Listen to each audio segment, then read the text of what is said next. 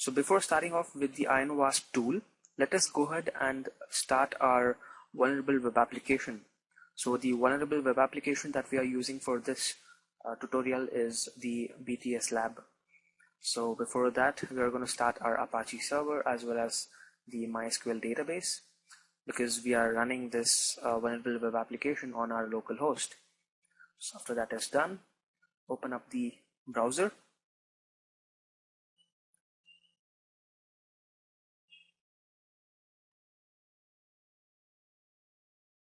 So once the browser is opened, we're going to type in localhost /BTS lab.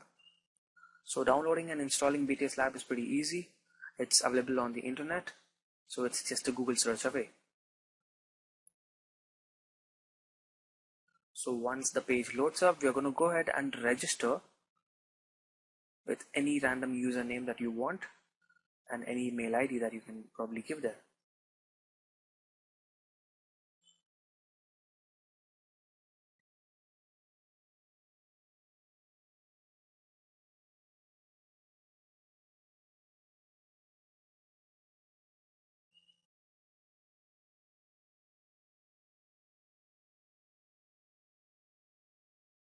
So once we are done with the registration, let us go ahead and log in into our account by giving in the username and the password.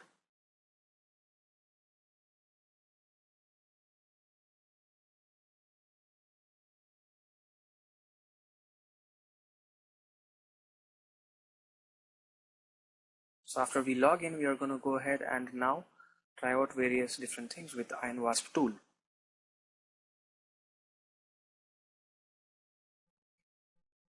So now let us go ahead and open up the Ironwasp tool.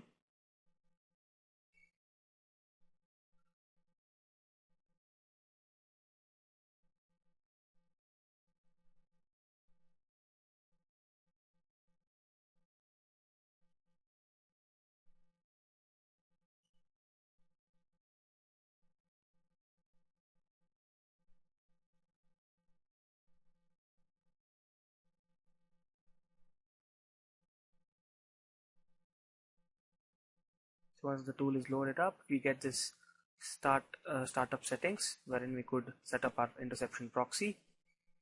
So let us go ahead and just start the Ironwasp. So this is actually the front, the actual view of the Ironwasp.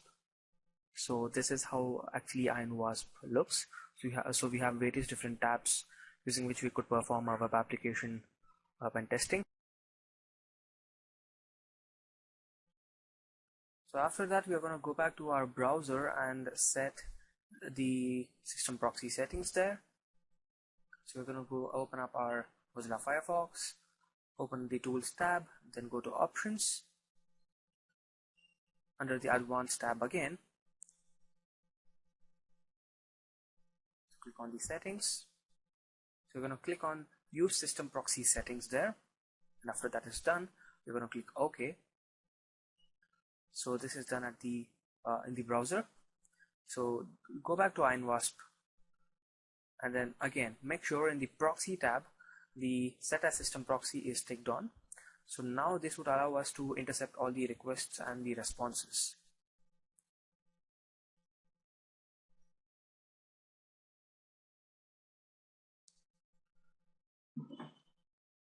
So now we are going to go back to our browser with the BTS Pen Testing Lab. So we're going to go ahead and click on the under the vulnerable tab, XSS and challenge 1. So we see a search tab there. So let's go back to Ironwasp and see if it was able to intercept the request that was made. Go to the logs. Yes, it was actually able to log the request that was made. So let us give in some value in the search tab here, in the search bar here, and see if it is able to again intercept this request. So once we give in the search, we get a result saying that no result was found for hello. So in the Ironwasp, yes, it was again able to capture this. So clicking on that, right click, we could actually go ahead and select this request for manual testing or automated testing, or we could run different modules on this.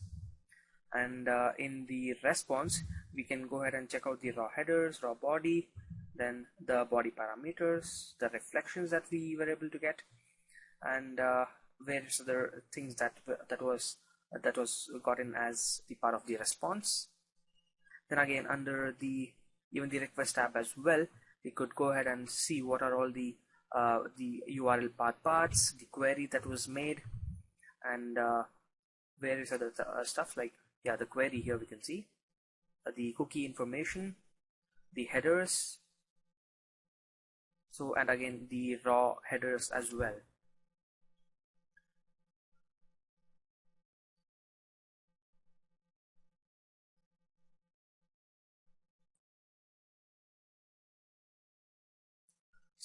So the scripting part in the Ironwasp is pretty interesting because it allows any user who is completely unknown to the Python scripting environment or the Ruby scripting environment to create Python or the Ruby scripts. So here in the under the scripting tab, we are giving in a basic print hello world under the multi-line shell, and we are going to execute this line.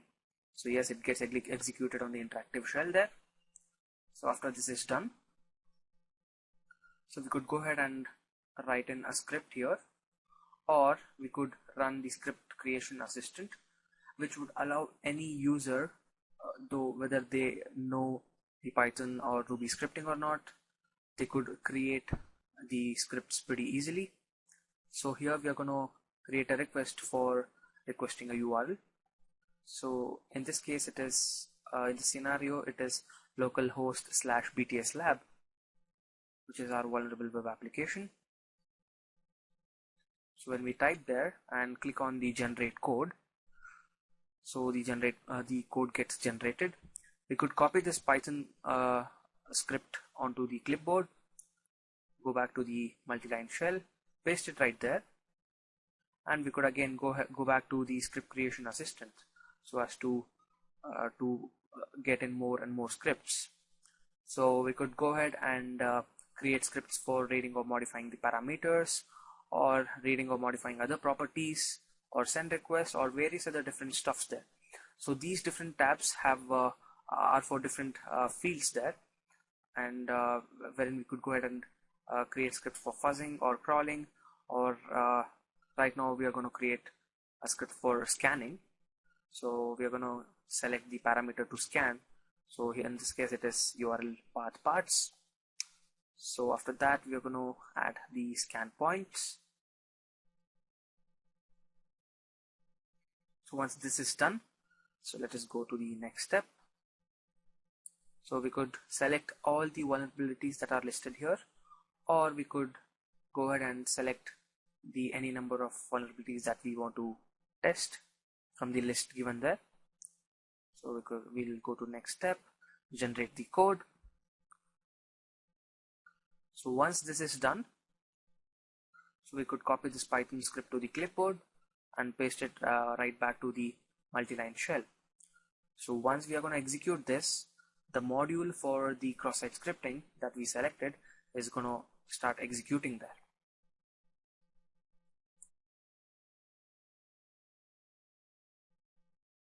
So in the manual testing in the Ironwasp tool, so let us go ahead and see how it works. So under the manual testing tab, let us click on the manual testing tab now. So we could create a new request using which we could go ahead and perform our manual testing. So we're going to enter the URL. So in this case, it is the localhost/bts lab.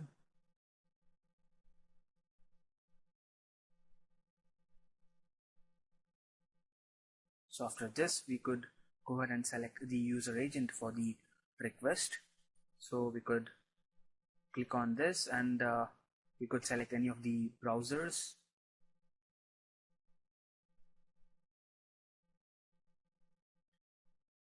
So it has got a list of almost all the browsers there.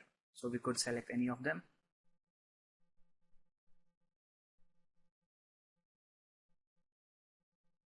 So we, as of now, we are not going to select the user agent. We would leave it as the default of the Ironwasp. So we're going to go ahead with the next step.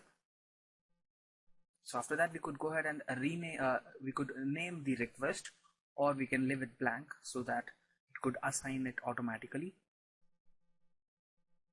So after this, we are going to create the request. So once the request is created, we could see that the request and the response boxes are there.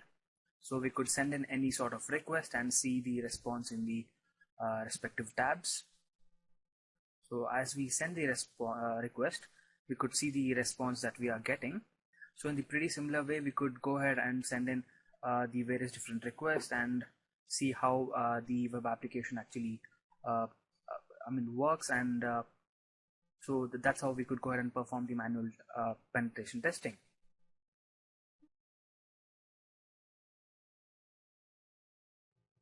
So in the automated testing using the Ironwasp tool, so we are going to go ahead and copy paste the URL into the Ironwasp tool.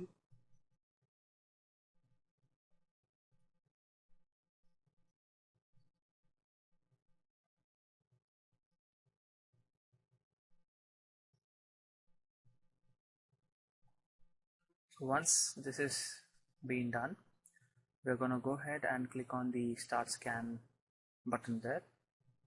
So this would take us with various different steps. So this would specify us with various different parameters there. Whether how do we want to perform our scan. So we could go ahead, we can specify the crawlers as well. So we can specify the different vulnerabilities that the tool should go ahead and scan for. So these are various different filters, again we could go ahead and specify. After that, we're going to click on the Start Scan. We could even go ahead and prompt the assistance during the scan if we want to. After the scan has been started, we could see the request from the crawlers that is being made, then the scan jobs that are created, and the scan jobs that were actually completed. So in the meantime, we could, on the left hand side of the tool, we could see the different vulnerabilities specified as per the high, medium, low criticality. So this is about finding vulnerabilities using Ironwasp tool.